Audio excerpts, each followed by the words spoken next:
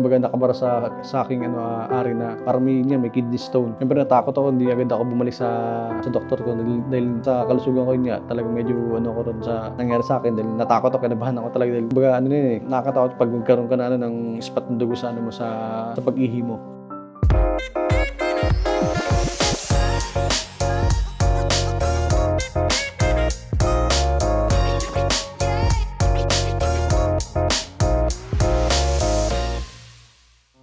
Ako si Kenneth Conversion, 32 years old from Quezon City. Nasa sales company ako sa isang car dealership dito sa Quezon Avenue.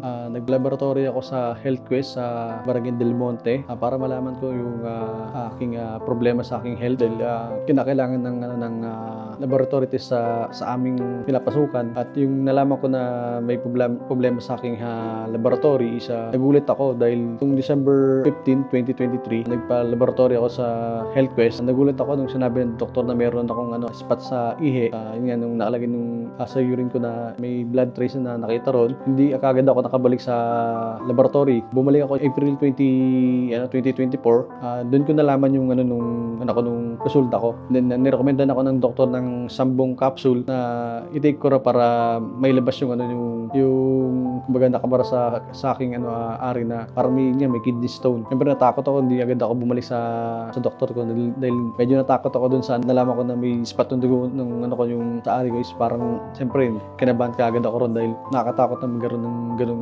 sitwasyon sa problema sa kalusugan. Yung kakilala ko, nung kaibigan ko is nirekomenda sa akin na mag-take ko ng the first alkaline base Supreme Pure Organic Barley. Noong una hindi pa ako naniniwala kasi baka may marketing strategy lang or para lang makabenta. And then tinry ko siya, within 3 days gumanda nung tulog ko, and then yung pag-ihi ko, talagang hindi na ako balik-balik sa CR. Kumbaga parang unti-unting lumabas yung nung maliliit na kidney stone sa akin pag-ihi.